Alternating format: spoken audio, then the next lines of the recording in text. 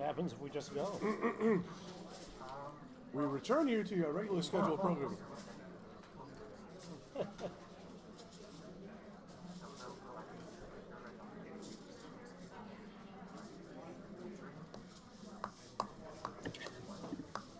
All right, everybody, we are back. Sorry to the players. I guess they were ready to rock pretty much immediately after the last game, the epic match between Stefan Fatsis and Chloe Fatsis. But a pretty good one here. Eric Goldstein, who has been pacing the field for most of the tournament, remains on the top board. Yep, the scores will be reset momentarily, and players should feel free to get going. Let's see. And Cecilia's back too. Hey, Cecilia, we're back for round 12 here. And the handshake here, the players getting ready to go. Eric's opponent, Jon Shreve, who has been a longtime expert, really friendly guy, but is now a more notable personage in our world than ever, thanks to his incredibly generous donation to you see in the top right, Word Game Players organization. So he is a great player in his own right, and obviously a great patron of Scrabble with his really generous contribution to that organization. So he goes first here, and the game is underway. All right, scores reset, just making sure everything is all good. So, yeah, Cecilia still coming off of the high of that last game. That was really, really cool to be a part of. Incredible game. Jill, for John, plays it relatively quickly. With that J on the rack, he was for sure going to try to use it. I actually don't know if he had another word available to him that used the J other than Jill, so I think I like this play for him.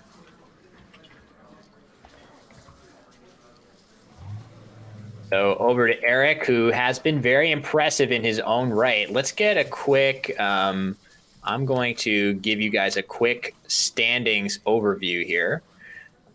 I can show all of you guys. The link is in the standings here. So in the NWL division, let's see how things are shaking out at the top. I think Eric has now been caught. I'm not sure if he's in first place any longer, but we'll find out in just a moment where things stand. Oh, he is in first. Okay, so Eric remains in first place. Jon Shreve is actually in third place.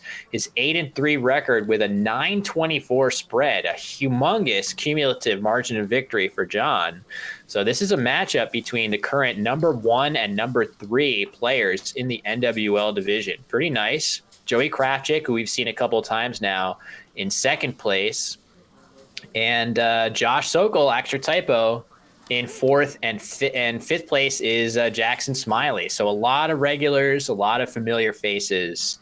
As Vino is the play for Eric here. I think I like this. Eric has played very carefully, very defensively. I like how that V kind of sits there out in space and doesn't give much to John, Cecilia. I like that play of Vino also. And folks in the chat are bringing up the possibility of Jillian. So that would be amazing. Does that actually? Yeah, it fits. It fits, and I don't know if Eric holding that TH is thinking in that direction at all. I mean, I wouldn't be too fixated on it, but it's a fun possibility. So Jillian would be.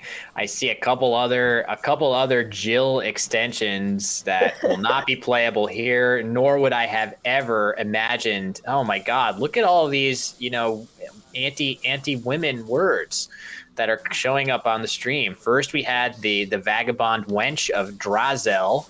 And now the wanton girl, Jill the wanton girl, and we had the harridan before as well, which was like the shrill voiced girl. So anyway, mud-like. Are we sure that's a word? I have not looked it up yet, but I was already thinking about it. So This and it's not a word. this would be just a brutal word to challenge here. I mean, how do It's a you really challenge? hard word to challenge. I wish you know, I wish I knew like what my thought process is for this sort of thing, because all I can say is that when that word hit the board, I got this little like something tensed up in me like, no, don't think so. It's not like I don't know what I'm drawing on for that, but I definitely that didn't feel right to me, and I guess it happens not to be a word. So anyway, mud-like, it does have a lot of nice attributes, of course. It uses a lot of those unappealing letters from John's rack. If it were a word, I think it would for sure be either the strongest play there or among them. And oh, look at this. Nice play by Eric here. that's Looks really like he's nice. yeah, really, really nice. So with all of those duplicated letters, Eric has managed to play a double-double here, hitting 2 double word scores, 40 points. He did have to use his S to do it. So another option for him there would have just been alongside Mudlike. He could have played TAHR parallel with it, ka, and most importantly, EH. So that would have been another choice there, but Eric's choice also quite strong, 40-point play. And it had the And not to benefit mention, of blocking that E of Mudlike where John was going to play bouncer. Was that what you were going to say? Sorry, Cecilia. exactly, he blocked another double. So yeah, no, it's your word knowledge is hard to match, but sometimes I do just go off to those feelings of instinct, like that little ping that goes off in your mind when when somebody plays something and it just sets off an alarm bell. That didn't happen to me for Mudlike at all. I feel that those like that word is a really How could it feels to me not be a totally word? plausible. Yeah, and those like words, I mean, they're just so tough. Sometimes you just have to rely on rote memorization for those, but I don't blame him for not challenging. And Yeah. Olaf from the other room is pointing out that sometimes you're just so relieved the opponent didn't bingo that it's hard to challenge. That's true. Yeah. I mean, that is, a 26-point play using 6 letters. It could be worse, right? It could be worse. We were talking yesterday also. We saw some really clever plays late in the game in the NWL division, where I think we saw a play by Matt Canick against Eric Goldstein of bising, BISING. And that's not a word, but it was played in such a way that at the very end of the game, if Eric challenged it and was wrong, he would lose the game. So basically, you have a situation where either you can let this word stay on the board and for sure win the game, or challenge it and you could be 100% sure that that's not a word, but if you're somehow wrong, you'll lose. Right. So there's that hubris of, okay, this word can't be good, but man, I personally have never lost a game that way, but I really hope I never do, because that would be so disappointing to, lose a game under those circumstances. So, all right, John plays bunk. Interesting choice. He does not put the O at the end of that. Seems okay. Keeping it for a parallel play on the next turn, maybe. Exactly. He could be keeping it for that purpose. Another option there would just be buck in the same spot. If he wanted to, instead of keeping the C, he could have kept the N. Which also takes an O hook. Also taking an O, exactly. So all reasonable choices, very, very close. And John's drawn pretty well to his leave of core. So we'll see if he's able to actually bingo anywhere. The most annoying thing about that for Eric is that, as you guys are pointing out in the chat, he really would have wanted to play QWERTY through the E of Mudlike. That would have been by far the best choice for him on this turn, getting that Q off the rack. Instead, he will play Rye. This looks strong. The Y scoring a lot of points on that double word score. but he'll have to keep the Q along with it this time. So I think Jon feeling pretty deflated that he didn't get to play bouncier, and then Eric getting denied QWERTY. Yeah, but the nice thing about Jon's rack, though, is with Rye, he has now created a big A hook. We saw this last game potentially with Glow, where Stefan ended up not using that A hook. But I think Jon is very likely to play something like Locator and a Rye here. Hopefully he sees it. It's not impossible to miss a hook like that sometimes, but I definitely expect him to find it here. And bingo for a lot of points. He's also got Crotail coming down from hooking MY to make MYC. Good point. So even if he misses that, he will be bingoing for sure. And frankly, the Locator spot, even though it scores many, many more points than Crotail, it does incur a little bit of risk just with that wide open triple at the top of the board. So Jon's got Locator set up on his rack now, and here it's coming down. Yeah, a ton of points for him here. 90 points, in fact. So a lot of long words on the board so far, but this is the first bingo that gets you that big extra bonus, and Jon is going to take a nice size lead in the game on that basis. So Eric with a Q that doesn't feel like it's that easy to use here. I suspect where is he going to play? I feel like he might struggle to play on top of Locator unless he wants to play something like Erode. I don't know what he should do. I mean, technically, Eric can now use the O hook on Bunk if he wants down low, but it's hard to leave that big spot up on the board untouched above the L of Locator is so powerful.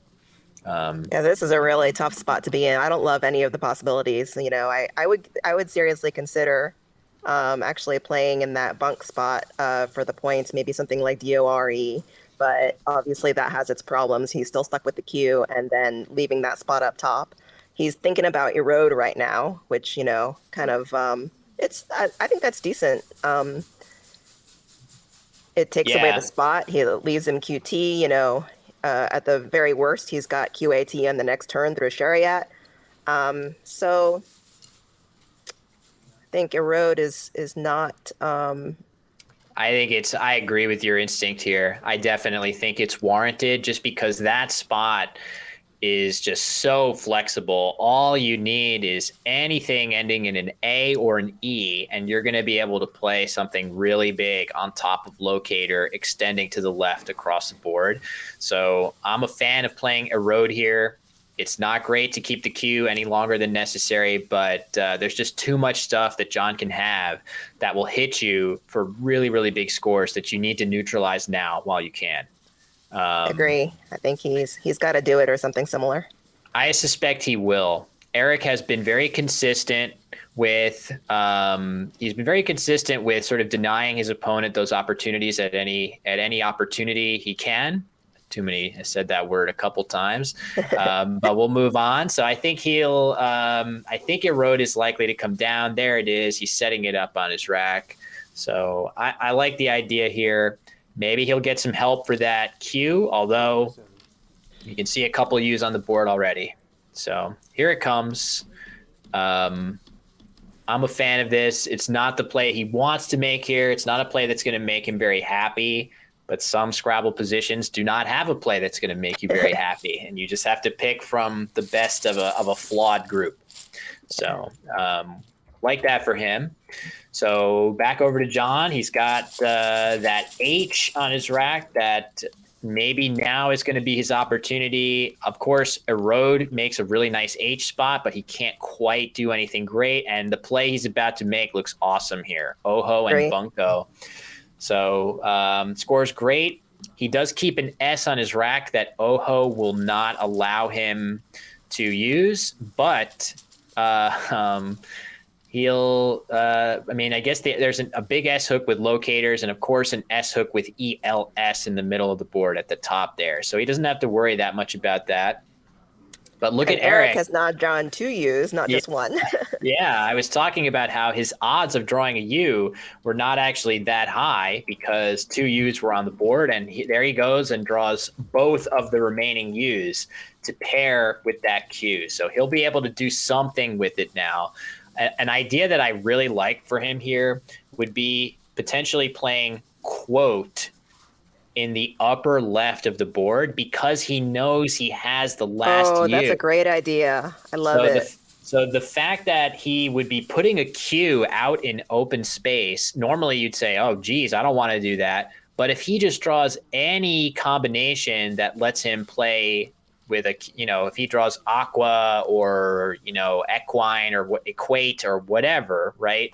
Equal, he's going to play quote, leaving UL. So if he draws EA, he'll have equal in that spot for a really, really nice score. So that's a play that I think is warranted. Let's see if he comes up with it here. I like it pretty fair amount here. There it comes. Let's see if he gets it. Nice job, Eric. Really nice. What can you say? So much of this game is just having the foresight to think ahead those, two, 3 moves forward, which, is easier said than done. And just like much as how Stefan in the last game, set up that JO, just the ability to think ahead and maximize what you have on your rack is really key to eking out some of these games. For sure. Those types of moves are tricky. It's hard just because there's so many little nuances and details that you have to keep track of already just to play basic fundamental Scrabble. And going off of deviating from those principles to find something unique is that next level type of thinking that's really tough. And Jon, look at that. Very interesting. He plays Pia there, maybe sensing a bit of a threat, feeling like maybe him playing quote like this means he has the other U, or maybe he's just taking a nice amount of points and keeping an S. That could be, he might not even be thinking much about the Q that Eric just put out in space. This is a pretty good play regardless for Jon. So I like it. I agree. It was, probably one of his better options, even discounting the factor of that Q. Right, so it accomplishes everything. Eric has quickly found Drumlin on his rack, but doesn't have anywhere to play it. Yes, the classic. No matter what your level is in Scrabble, if you're able to every now and then to find 7 and 8 letter words, you will experience that beautiful feeling, which I say sarcastically, of having a really nice word on your rack that doesn't fit anywhere on the board. That is a rite of passage, so we can all relate to that once you get to that level where you're seeing bingos regularly. So Eric has a great word, as you alluded to, Drumlin, nowhere to go. So what to do now?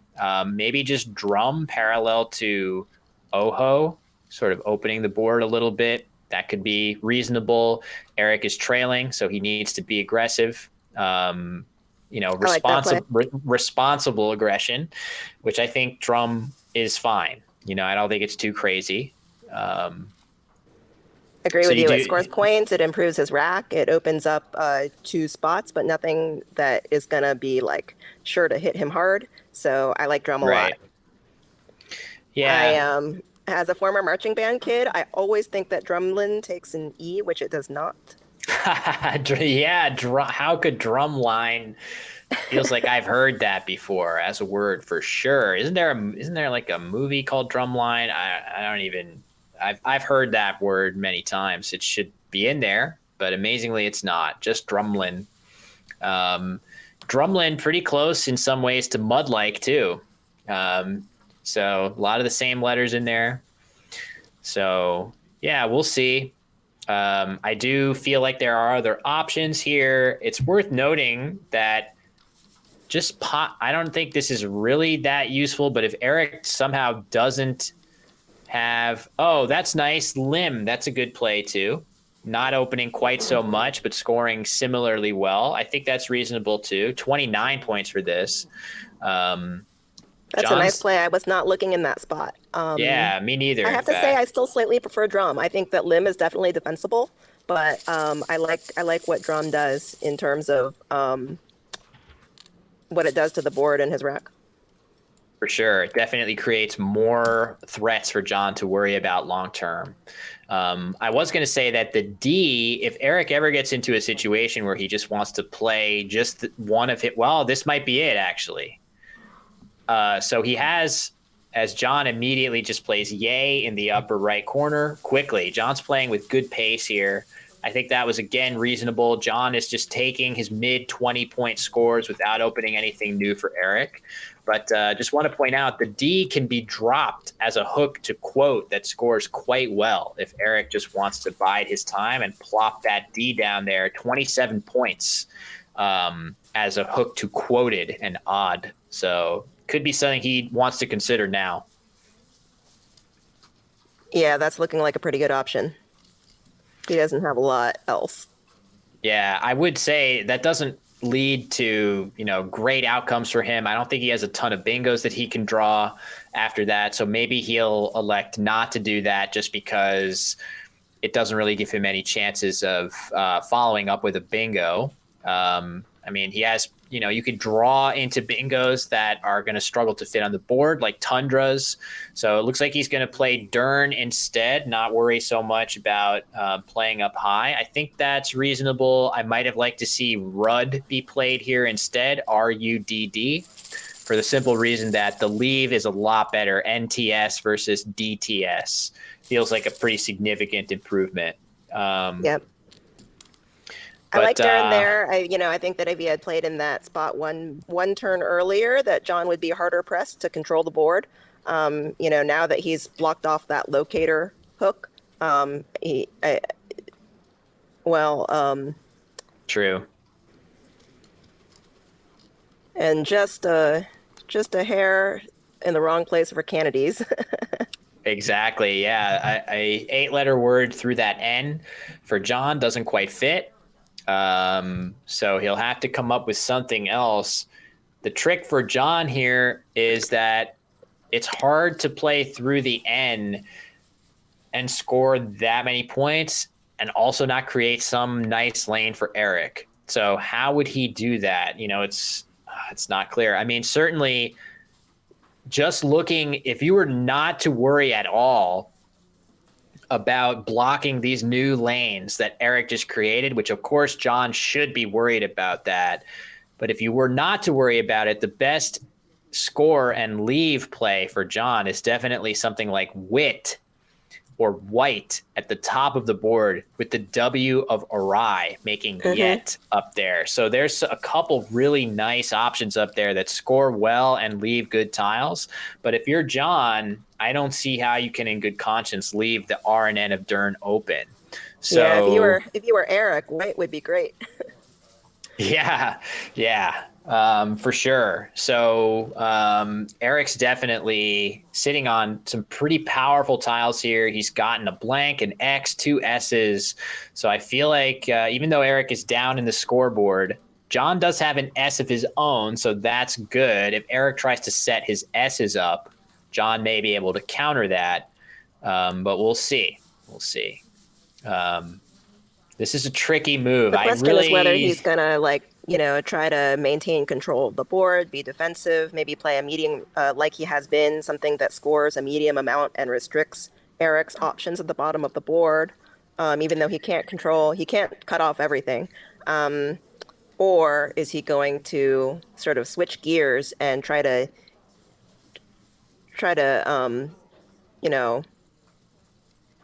make something happen with his good rack and potentially bingo himself the next turn? Yeah, he could be. So it's been pointed out, for example, I commonly joke, suggest maybe just Ceria, Ceria through the R of Dern. That has a lot of merit if you're Jon, because it sets up your S in a very nice, aggressive way. You can't know that Eric has S's in reserve. So that could be a nice way to sort of increase the value of your S, leave a decent bingo leave, ITS, that's pretty good. You would hope to redraw some E's or other, balanced letters to it, of course. That seems like it's reasonable, but Eric is going to see that and say, ooh, that's nice, a big S hook for myself. I'm going to figure out some nice way to, if he just plays tax in that upper corner with yet keeping 2 S's, he's going to feel good about his chances going forward. Yep. Oh, good call by Noah. A lot, but it does take some amount of nerve to play it. Very much so. Yeah, it's scary with a lead like this and a board position that. So, Syria is really tempting. I certainly feel like I would be tempted. I'm going to define a word in the chat that I kind of like here. This is a very, very obscure word that you might be able to play. Ooh. Will, you're so fancy. Through the N, right? This weird plural of centas, the monetary unit of Lithuania. Maybe that's the right idea to play through the N. It gives very little back in response. You still retain the chance of playing something with your S hooking onto ODS or maybe even Shariats. So I feel like that's maybe what I would play here. He has the letters for it isolated now on his rack. That's CATEI. It's not in the right order. Okay, never mind. He's playing Kate here. Wow, very defensive. So he's choosing to take the defensive route.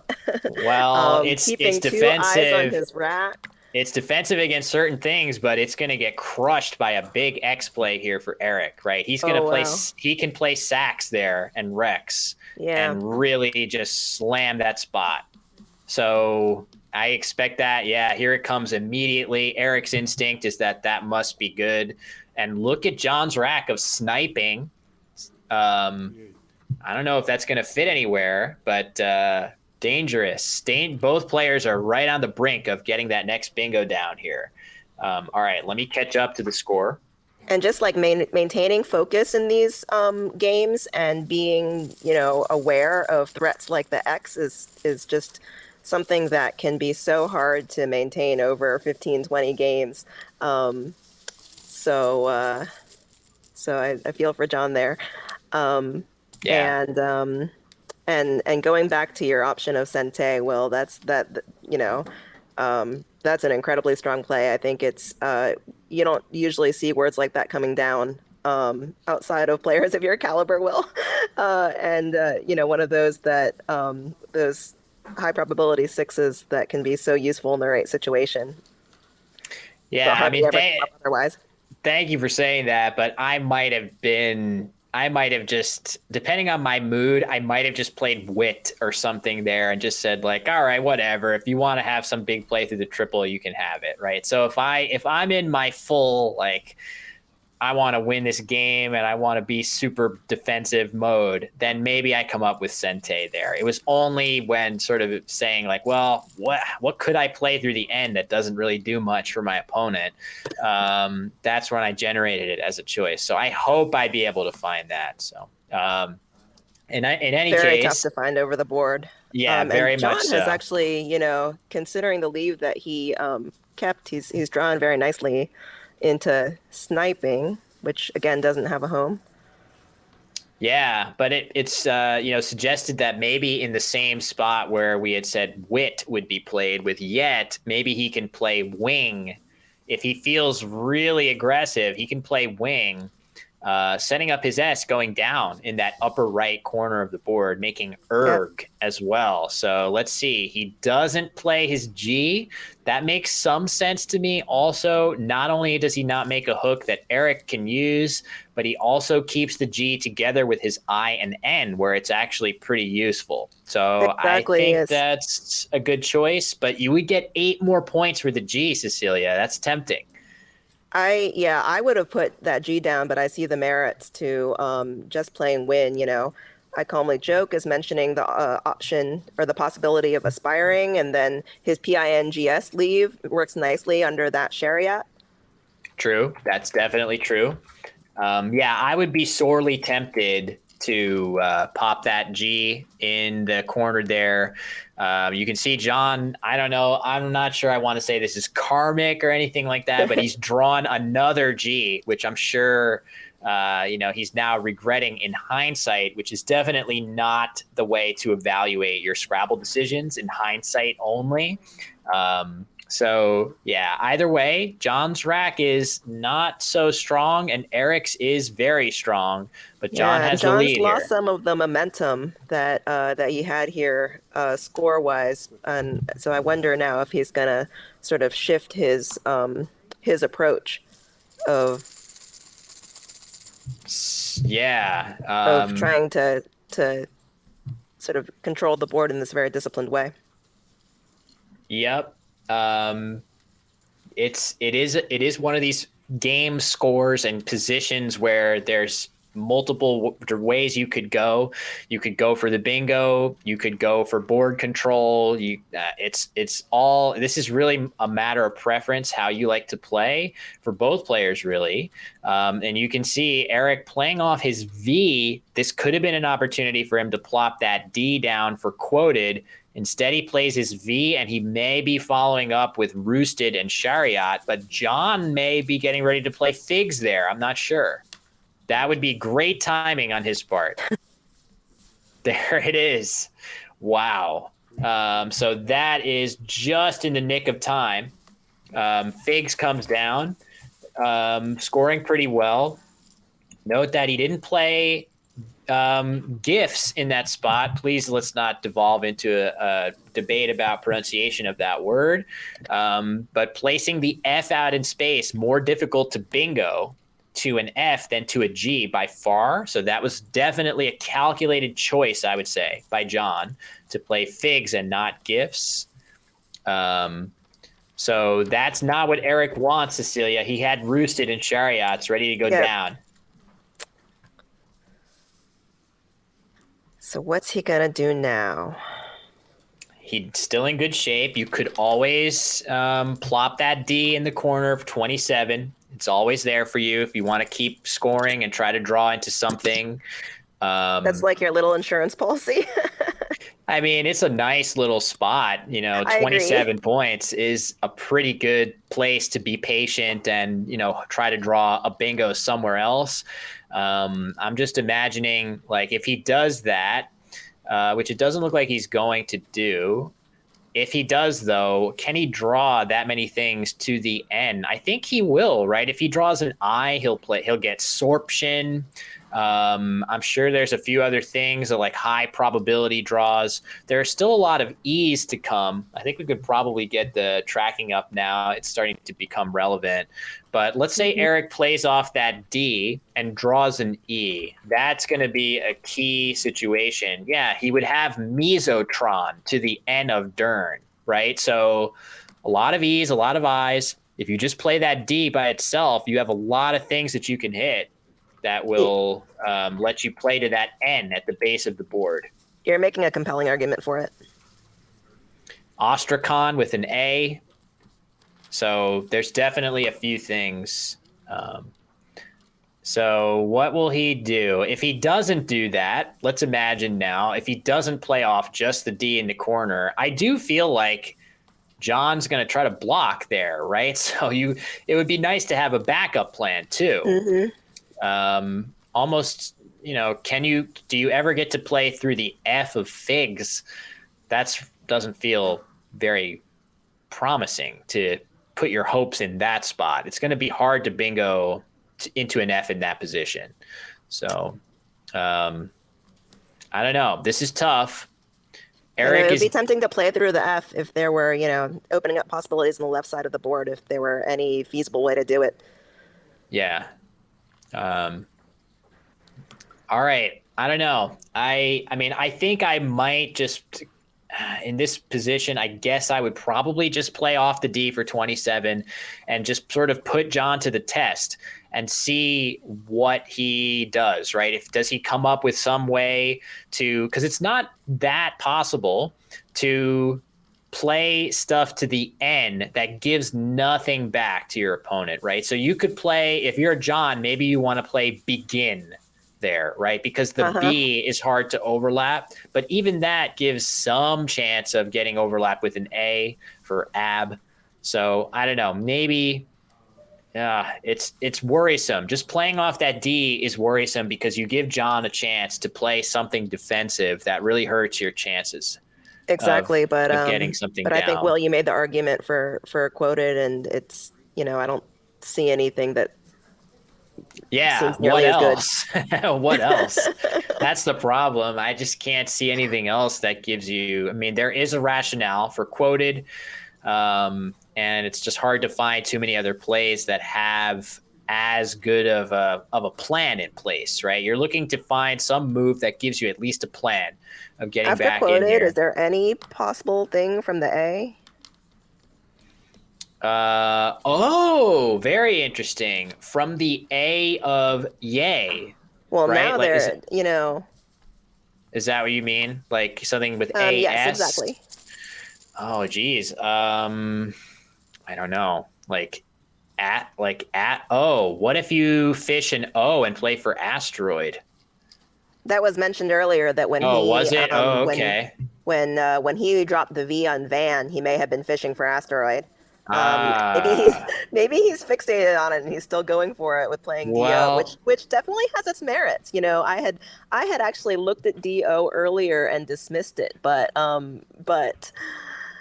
it sort of it has its advantages. It creates one more spot, even though now maybe it's even easier to play something that blocks both the N and that new spot he just created.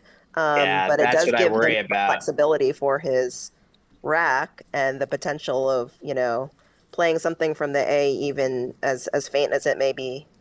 On the whole, I still prefer quoted, but Close. he's Yeah, in it a is tough tough. spot there. There's just no candidate play that's perfect. Yep. Agreed on all counts. I do think that if he was going to continue his search for asteroid hooking locator, which seems to be a pretty reasonable choice, he needed to not play his D there. So I'm not sure where you can just play off an O by itself that doesn't, set off alarm bells. But either way, you would certainly expect that if Eric just played his O by itself, you would for sure be thinking, you would not be thinking about that spot in the upper right. You would try to block the N of Dern. Yeah. So, I also wonder if he even considered quoted. Sometimes when a spot is obscured like that, you're just blind to it. true. Yeah, it might just, and it's also just kind of weird to think about playing off one tile there like that. So I'm agreeing that that could just be a move he hasn't really thought about or generated. And okay, begin is the play. That was a play that I had suggested before as maybe a good idea. This is a nice play by Jon. It makes it next to impossible to play a 7-letter word on that. I guess you would say row 14, second from the bottom of the board. So yeah, I do think benign would have been slightly better. Marcus, good point. But Jon draws a blank as well, so he's definitely in good shape here. Let me update the scores for you guys. So Jon's looking good. I think his winning chances are improving. Yep. And he doesn't even need to bingo. He just needs to keep doing what he's doing at this point. Yeah, for sure. So the two, the three pathways from here are, if Jon bingos and Eric doesn't, obviously Jon's going to win. He's already ahead. If both players bingo, Jon's going to win. And if neither player bingos, Jon's going to win.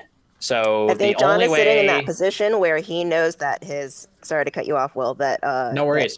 That his opponent needs to open the board, which feels pretty good when you're sitting on a rack like he is. I mean, even if he can't bingo, it's like he knows that in order for Eric to make something happen, he needs to open that possibility. For sure. And you're ready to pounce with good scoring tiles if you're Jon too. So good scenarios here. As I said, the only real one that Jon has to worry about is Eric bingoing and Jon not. And even then, the score is such that I just think it's going to require a pretty big bingo from Eric and I'm not sure where that's going to happen except for the AS possibility in that upper right corner, which that's just not a very appealing, enticing spot. It's not going to be easy to put a bingo together there. So what to do, a couple suggestions is now with the two V's in the center of the board, Van and Vino, I've seen it suggested that just playing something that makes Vav going all the way to the triple, like Atar, that would be a pretty cool way to score some points and then make a little bit of a sneaky bingo lane. It's not the best, but Cecilia, before I was talking about when Dean played Wiper in the earlier game, forcing a bingo, and the only bingo that would have fit would be with an I as the fifth letter of an 8-letter word. Then both players drew that, right? So Atar creates a very similar position where it would create a bingo possibility with the O as the fifth letter of an 8-letter word. Doesn't feel very likely, but it's better than nothing from Eric's POV. Atar is nice. It's not terribly easy to find. Not at all, because I just feel like Eric is probably thinking about playing a small number of tiles off in a way that opens up something, and this is exactly what he sort does of move that I would think he's looking for here. So he just plays 2 for 8. The worrisome thing about that, 8 points is just not very many. So it allows Jon with his nice high point tiles to potentially just outrun with a high scoring 3-tile play if he has any available at all here. I'm not sure he does actually. So wow, look at Eric's rack. Not really what he would have needed. Amazingly, if you were to potentially go off the board, he would have Zastruga here. But wow, Ursats is being pointed out as a play that actually fits under the DO underneath Figs. If Eric can consider burning his blank there, he's going to score a massive score under there. That is really creative. Oh wow! I hope he can find that. He's not got a lot of time. He doesn't have a lot of time. He doesn't have a lot of time, and I feel like he's it takes some creativity to see that. Oh, ersatz. Is that what you guys are saying? Sorry. Yeah, ersatz. I'm learning. It's like a baby, learning his first words. Okay, got it. So, okay, David's pronunciation is what I had said. So maybe there's something lost in translation. But sorry, anyway, that big Z play, let's say, is a really, really big bingo-like score underneath there. So I don't think Jon's even going to be thinking about that. Maybe he is. Maybe he feels, well, there's that T to think about. So he could be thinking, I just need to, stop the T of 2 that Eric just played. Maybe he's still thinking that lane underneath the D and O under Figs is a threat that needs to be addressed.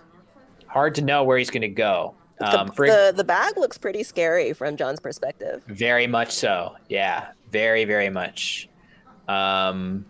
So, yeah, is Jon getting ready to play Fawn? He has AWN lined up. That would definitely get in the way of this big Z play we're talking about. Just leaving the T completely untouched. But he has to make a choice here. It's hard to block both unless he's going to try to play something through the F of Figs, making a do or something. I just don't know. Tough one. I guess Jon doesn't have anything that hits that same Vav place. I don't think, it's a little awkward to end a 5-letter word in AR as opposed to ER, of course. So that would certainly be nice for him here. I just think Waff.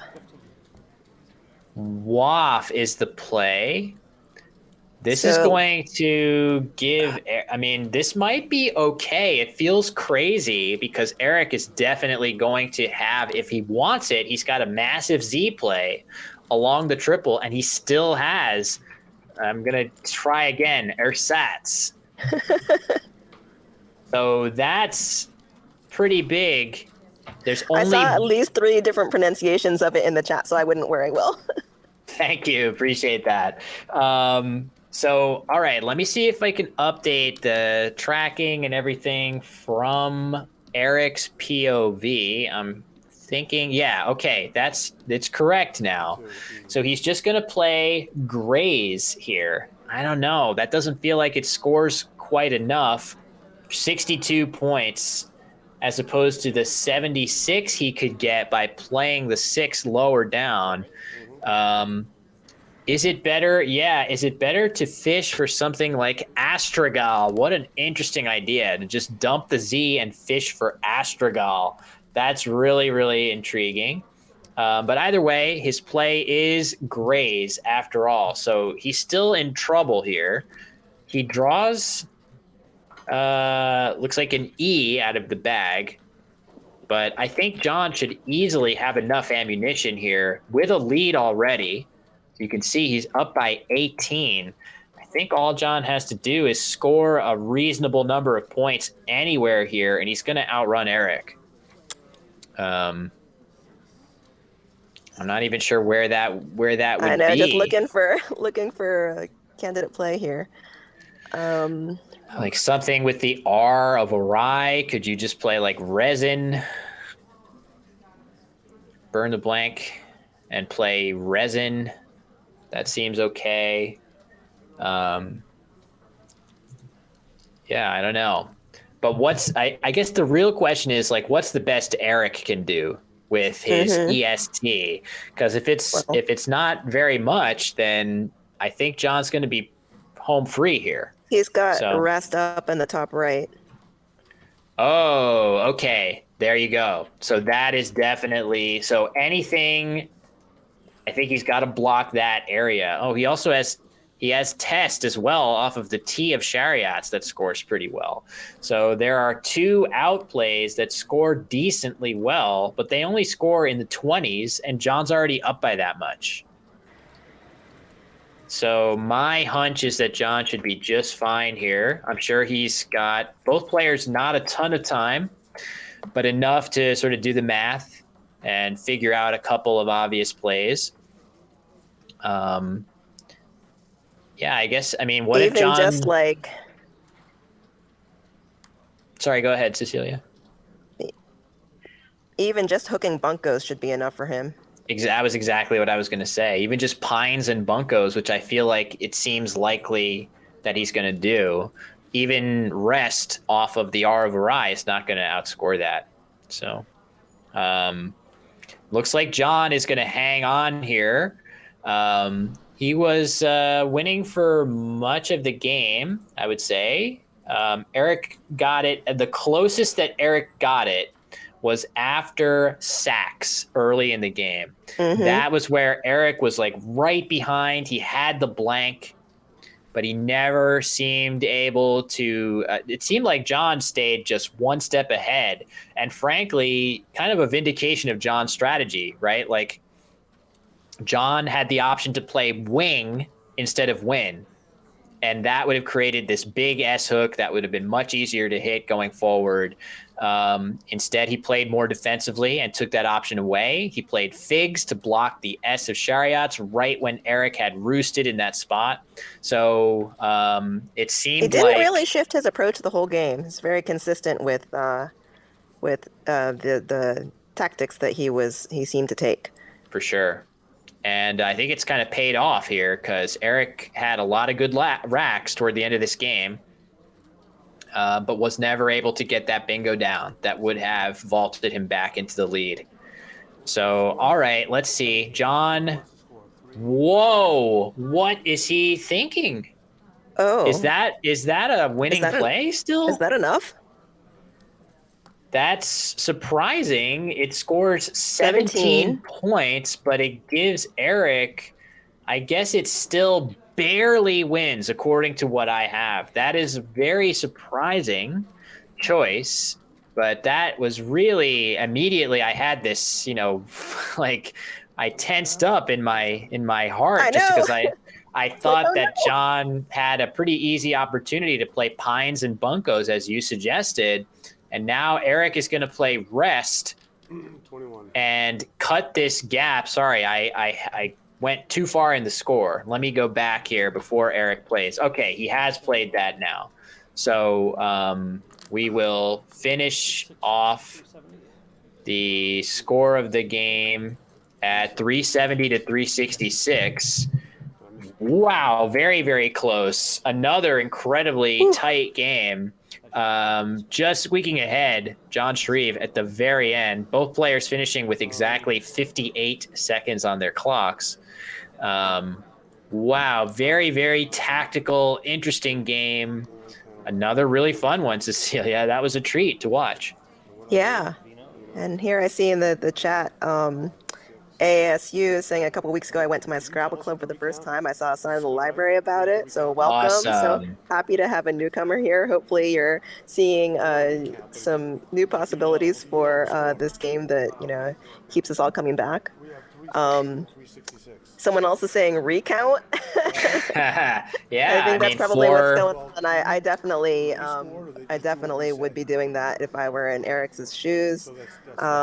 Yeah. Yeah, it was a little heart stopping to see that Prex coming down, but it looks like John's going to hold on there. Yeah, just barely. If they recount, they may be. Sometimes He's pointing to the bunko. Oh, maybe he Yes. wasn't sure. You think he was not sure about? Oh, he might.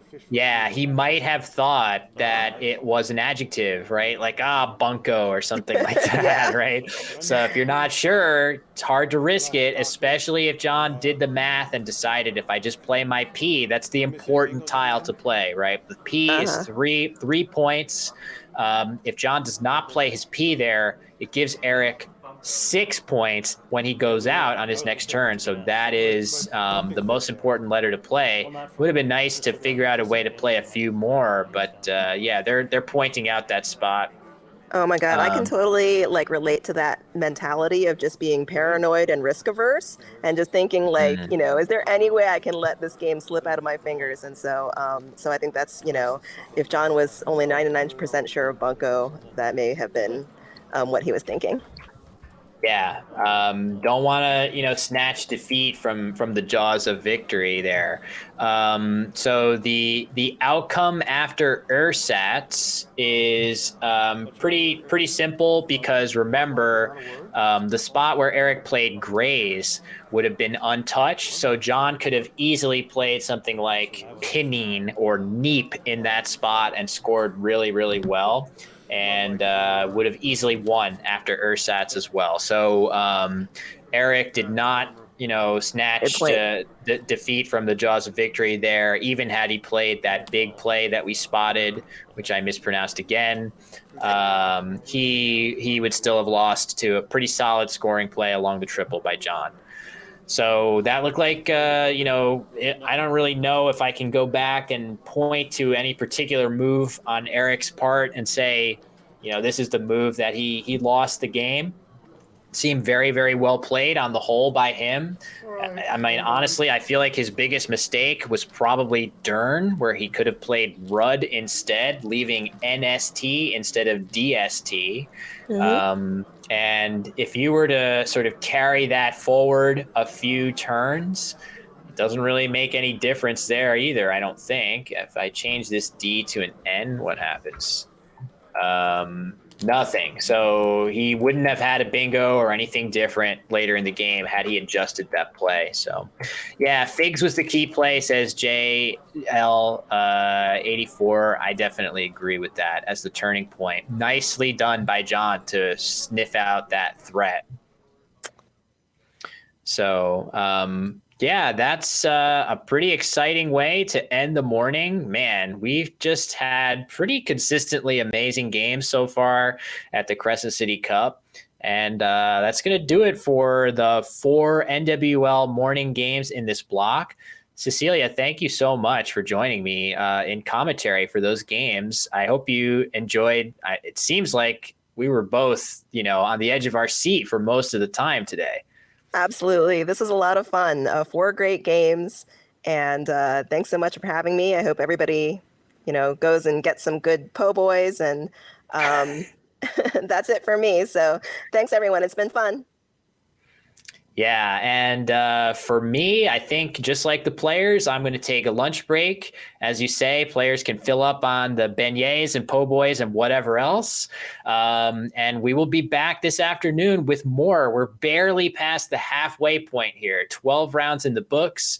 We've got an afternoon back in the CSW division, the Collins division. We'll get you updates on the standings there when we're back live. But for now, I think it's going to be something like an hour and a half break. And then we come back with 4 more games. So set those clocks to an hour and a half from now for more extremely high level, excellent Scrabble from the Crescent City Cup in New Orleans, Louisiana.